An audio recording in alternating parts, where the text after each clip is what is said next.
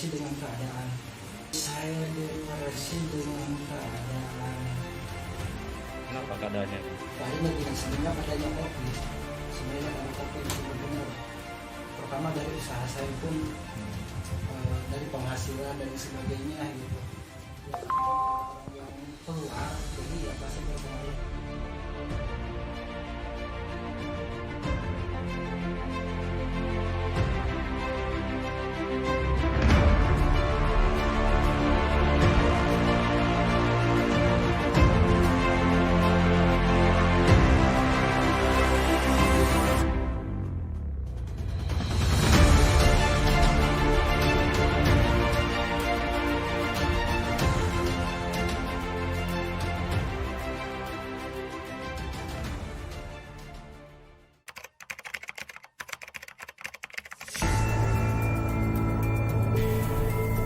COVID-19 telah menjadi momok bagi seluruh dunia. Kedatangannya membawa berbagai dampak bagi kehidupan manusia yang ada di dunia, salah satunya Indonesia.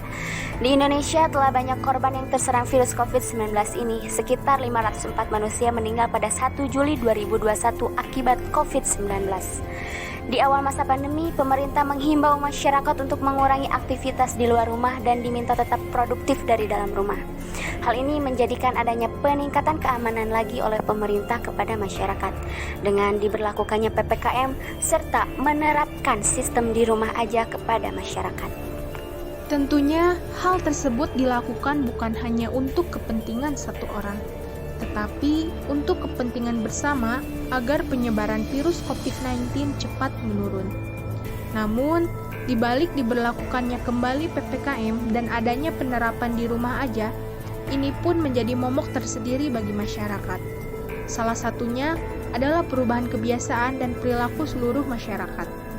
COVID-19 telah meningkatkan kecemasan banyak orang. Sebagian kecil orang bisa mengalami masalah kesehatan mental yang berkepanjangan, lebih lama dari pandemi itu sendiri, di mana semakin lamanya penerapan tersebut akan menimbulkan terganggunya kesehatan mental pada manusia, seperti stres dan depresi. Ya, kalau ibu itu dengan adanya PPKM, ibu sangat setuju. Setuju aja. Tidak setuju, Neng. Karena menghambat segalanya.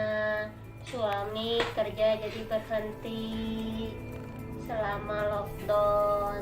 Sedangkan di rumah harus makan, gak ada penghasilan. Anak-anak kan butuh makan, jajan, beli susu. Jadi Neng stres. Jadi ibu mengalami stres ya karena Iya. hal tersebut.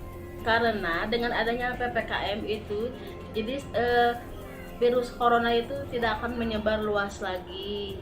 Cuman karena ini akan membuat saya jadi jenuh dan pemerintah pun betul itu dengan adanya PPKM itu diberlakukannya di rumah saja, tapi asal bertanggung jawab pemerintahnya. Bertanggung jawab soal apa, Pak? Ya tentang dengan kehidupan masyarakat lah, dengan ekonominya, kesehatannya, dan segala sesuatunya lah yang dibutuhkan oleh warga masyarakat. Ya menjaga kebersihan dan sedikit berkebun. Ya, ibu mah apa boleh buat, harus keluar rumah, Neng. Soalnya kalau nggak keluar rumah, nanti gimana, nggak bisa makan. Soalnya ibu tulang punggung, ibu kan sendiri, ibu seorang janda. Jadi kalau misalkan ibu nggak jualan, nanti nggak bisa makan anak-anak. Aktivitas sehari-hari dan kebanyakan free time gitu ya, kayak hobi aku hobinya nonton, jadi ya setiap hari nonton. Aduh, Neng, kalau disebut stres mah stres, sampai kadang ibu asam lambung teh naik. Aduh. Stres gitu ya, stresnya itu ya karena iyalah masih anak muda lah gitu ya, masih pengen main sama temen, masih pengen jalan-jalan gitu, tapi kan adanya PPKM ini benar-benar dibatasi banget gitu. Jadi stresnya itu doang sih, emang gak bisa ketemu teman.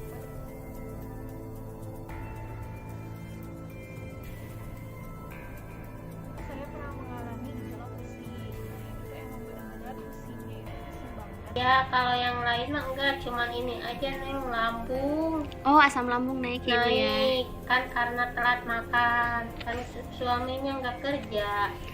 Bisa jadi karena stres juga ya, Bu ya. Ya harus banyak vitamin, makanan yang bergizi, banyak makan. Kan itu teh harus dibeli Neng, sedangkan kan di rumah nggak ada uang buat belinya. Suaminya kan di lockdown, yang kaya enak di lockdown, banyak makanan, Ada simpenan ya, Ibu ya. simpenan, kayak sedangkan Yang Ibu biasa aja. kayak gini harus nunggu suami gajian, anak banyak, mau beli dari mana? Nah, sebagaimana yang dianjurkan oleh pemerintah, berjemur, makan vitamin, dan menjaga kesehatan. Makan makanan yang sehat, minum vitamin. Kayak kan dia hari ini kan vitamin C itu kan lebih sedikit. Nah kalau bisa mengkonsumsi seorang nanti atau jeruk. Ya memakai, kalau ibu pergi harus wajib memakai masker karena ibu juga takut kan ya ke anak, ke keluarga. Nah itu terutama memakai masker, terus membawa kayu putih buat di sini Neng, di bawah hidung ibu ya Neng, terus biar hangat tenggorokan menurut ibu ya. Jadi gimana lah biar virus corona itu hilang, musnah. Jadi kita harus wajib menuruti protokol kesehatan yang Sedih gitu ya, karena emang melihat orang-orang terpapar COVID-19 dan bahkan ada yang meninggal, itu kayak sedih banget. Nah terus itu pesannya kayak sedih gitu lah, dan emang pengen berakhir. Nah kalau pesannya semoga pandemi COVID-19 ini segera berakhir dan semoga itu semua bisa kembali beraktivitas normal, dan emang dan semuanya juga sehat gitu ya, katanya stay safe dan stay at home. Ada bantuan, kalau nggak ada bantuan juga nggak usah di lockdown juga kan, bisa suami kerja seminggu-minggunya dapat uang. Kan kalau di lockdown suami nggak dapat uang. Pengennya ada bansos gitu Iya. meskipun kita di rumah aja ya, Bu ya. Iya. Mengingatkan supaya mereka menjaga kesehatan dan memakai masker. Dan setelah itu untuk pemerintah ini yang saya amat penting sekali agar bisalah mendengar keluhan dari masyarakat dan juga memperhatikanlah apa-apa yang dibutuhkan oleh warga masyarakat.